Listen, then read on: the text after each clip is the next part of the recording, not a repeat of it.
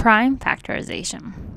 Prime factorization occurs when we divide the number into all the prime numbers.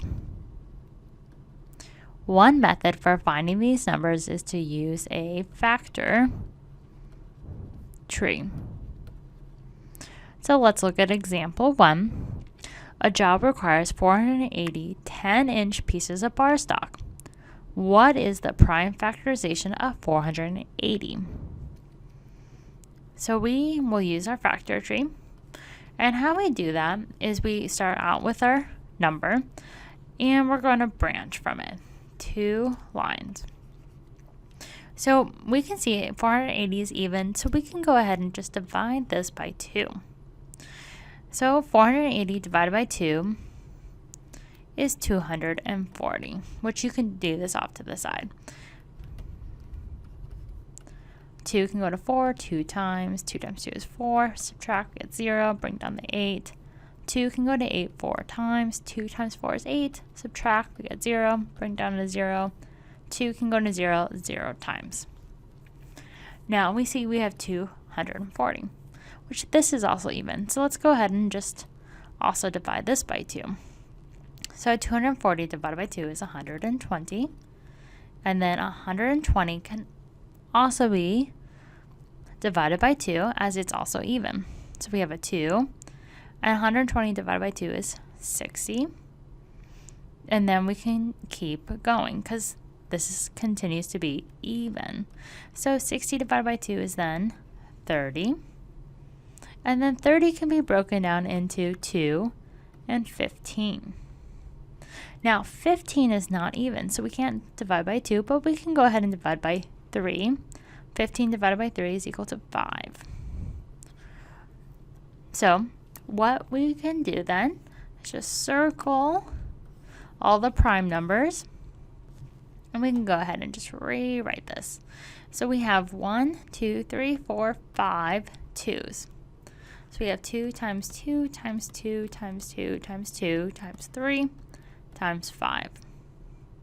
Now, these 5 2's can be then shown like this, 2 to the 5th. So we're going to use our exponent, as there's 5 copies of 2, and then times 3 times 5. And so if you were to multiply all these together, you would get 480. So these are the prime numbers of 480. Now let's do another example. Example 2. A second method is by using a divisibility ladder. So let's look at example 2 and use this. There is 1,890 pounds of steel. What is the prime factorization of 1,890? So how we do a divisibility ladder is we'll put the number here. And what we do is we kind of create, it's kind of like our division symbol, except it's a little bit different on where it's set. And so what we do then is we look at 1,890 and we see that it's even, so we can go ahead and just divide it by 2. So 2 can go into 1,890 how many times? And what we do, instead of putting it on the top, we're going to actually put it below.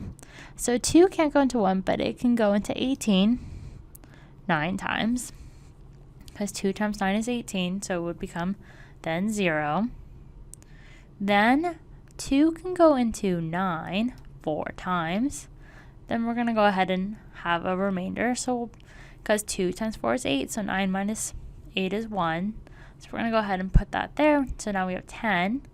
And so now 2 can go to 10 5 times.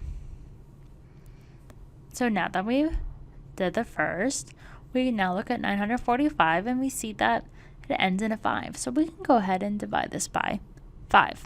So 5 can go into 9 1 time.